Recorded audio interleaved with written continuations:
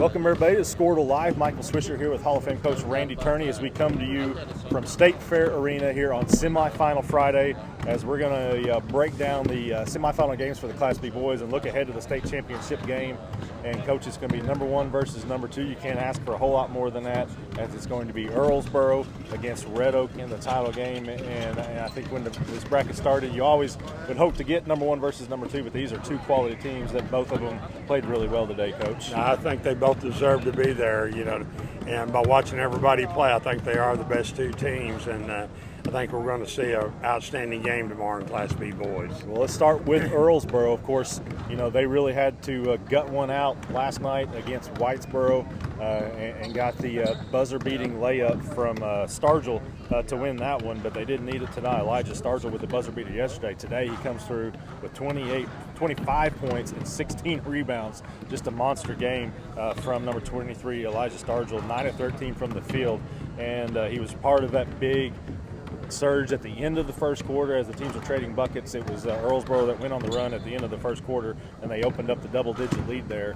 And although Riley Island did his best to keep his team up, he kind of went cold for a stretch, and that was enough to let Earlsboro get that gap, and it was one that Calumet was just never able to fully close. Yeah, they'd get it down to 6 or 7, and they'd stretch it back out, and they never could close it. I think Riley Island exerted so much energy that first half, trying to keep them in the ball game. He had 25 at halftime. It seemed like the second half, whether it was his drives or long shots, they were all short. Yeah. And I think he just kind of got wore down.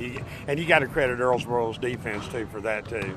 It was a tremendous first quarter. Earlsboro ended up on top 27-20. But as I said, the teams were trading buckets, and on Calumet's end, it was Island as he hit 3 3-pointers in a row and then later knocked down another one during a stretch as the teams were just going back and forth.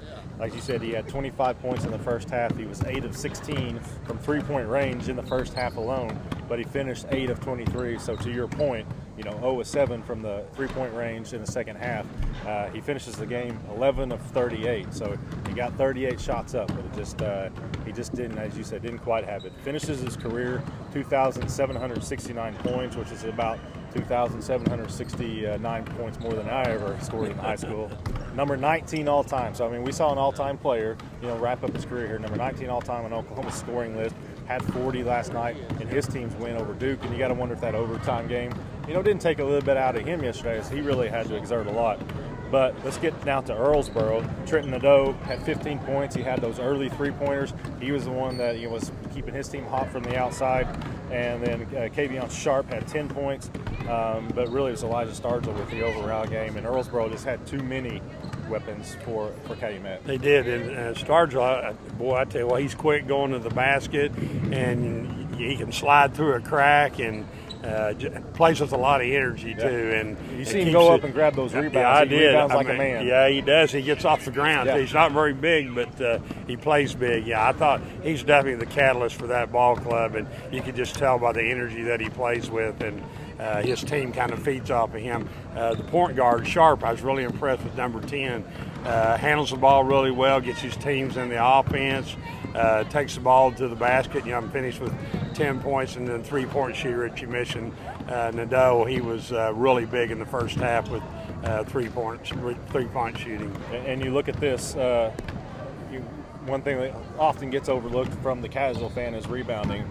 43 rebounds for Earlsboro, 25 for Calumet. So Earlsboro did not give up a lot of second chance opportunities.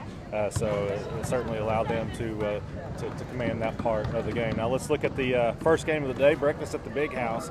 It was Red Oak and Leedy, and Red Oak certainly woke up faster than did Leedy as the Eagles got out to kind of a theme again, got out to a big early lead and got on Leedy early, and Leedy just never could quite cut into that lead, and Red Oak goes on with a 62-41 win in really just dominant fashion. Yeah, and the dominant stat, if you look at the stats in that ball game, it doesn't take you long to see when Red Oak shoots 63% and Leedy shoots 31%. Yeah.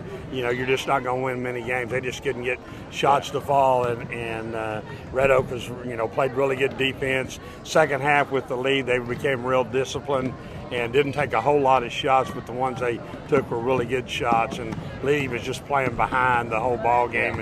And you know, you have to shoot a little quicker, and you have to gamble a little bit on defense. You kind of do some things you're not used to doing. But like you said, the key to the game is Red Oak getting off to that really good start. Led 23-6 after the first quarter, and Leedy had a chance to cut it to 10 right at the end of the first half. Couldn't knock down the three-pointer. I really thought had that shot fallen, might have given them some big momentum going into the break, but just couldn't get it to go. Trailed by 13 and just couldn't get the swing there.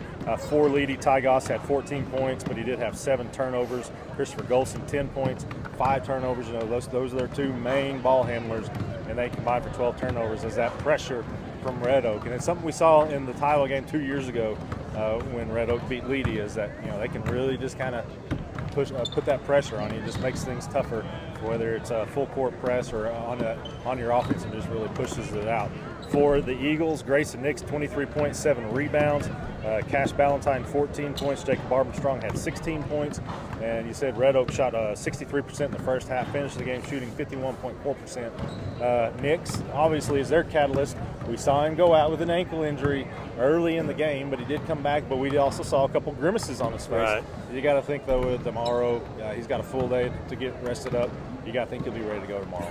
There's no doubt about that. And he's a senior, and like a lot of them are on that roster. And yeah, he's a big-time player. He's good on the post, and he can put it on the floor. Just a really outstanding player. I was really impressed, too, with Dethridge, their point guard. He didn't score a lot of points, but he gets the ball. They run a lot of different sets and a lot of different offenses, and he gets the ball where it's supposed to be and plays good defense. And like you mentioned before, you know, they'll mix up the press with a 1-3-1 half-court trap, and they'll play some matchup zone. Coach Booth just kind of keeps things mixed up and kind of tries to keep you off balance. But they're very disciplined. They don't turn the ball over very much and take good shots, and that's going to win you a lot of games. All right, so they need to win one more, but can they? The number 1 Earlsboro against number 2 Red Oak at noon here at State Fair Arena. That's going to be the first game of the day. Earlsboro going for its 2nd title. It's in its 4th title game. Red Oak is going for its 3rd, and it'll be its 2nd in 3 years, also in its 4th title game. Coach, who do you see coming out on top of that one? I like the coach that wears a towel on his shoulder. That would be Trey Booth. That's right. It'd be Trey. I've known Trey for a long time when I was coaching, and I ever had to play anybody in the East, I'd always called Trey, and if he hadn't played him, he knew somebody had. So yeah, I've developed quite a friendship with him over the year, and not taking anything away with Earlsboro, but he's been in this arena a lot, you know, and I think the experience that he's got, along with a bunch of seniors, is going to be a little bit to their advantage. But I think it's going to be a good ball game. I don't think anybody's going to run away with it because, like you said, it's number 1 and number 2, but I'm going to go with Red Oak.